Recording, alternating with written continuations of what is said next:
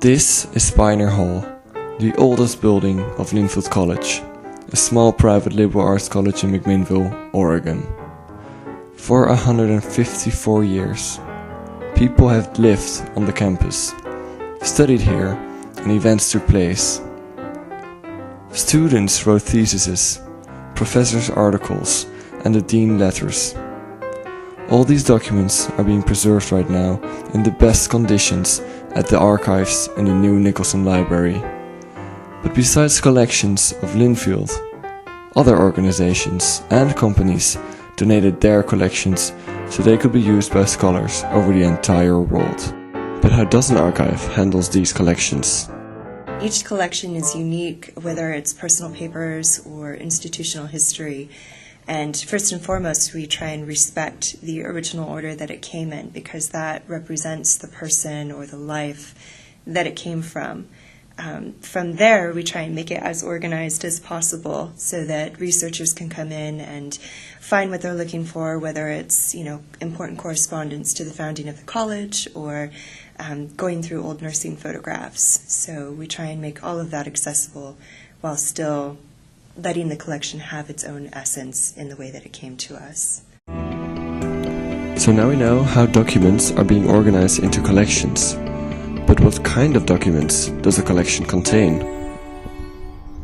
Collections, they are unusual creatures, and no one collection is the same as another. Typically, though, between personal papers or institutional papers, there's always going to be lots of correspondence. Correspondence with the original person, the creator, legal correspondence, personal correspondence, love letters, legislature changes. That's always usually a huge component. Then there's also things like diaries. We have several of the old Baptist ministry diaries. There's also photographs, huge amounts of photographs documenting the college's 150-plus year history. Also memoirs. We have Emily Loveridge's memoir. She was the woman who founded the Good Samaritan Hospital School of Nursing. And then to the new Oregon Wine and History Archives, we actually have Dick Erath's first 1972 vintage of Pinot Noir and wine. So, you can have correspondence, diaries, and a bottle of wine in one collection.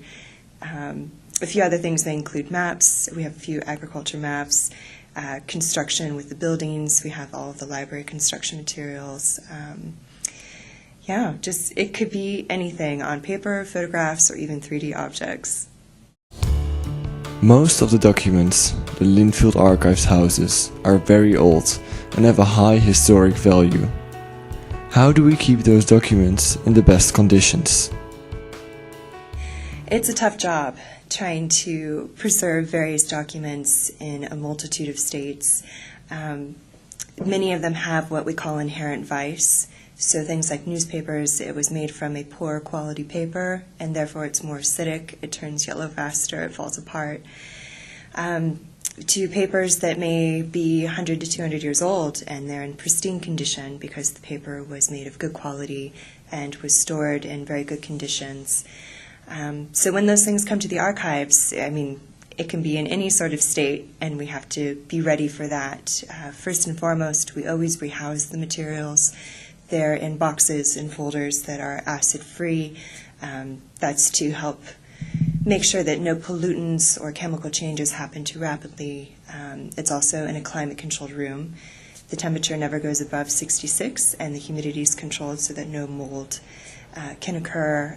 Also, no pests can enter, spiders, dust mites, to rodents, squirrels.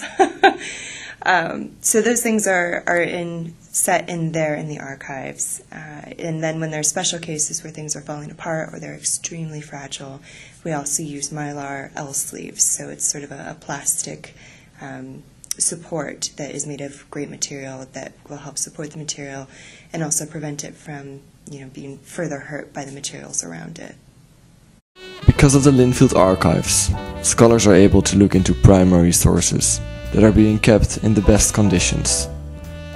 As time lasts, the amount of collections will only grow, so that the future students and professors can gain the knowledge they need.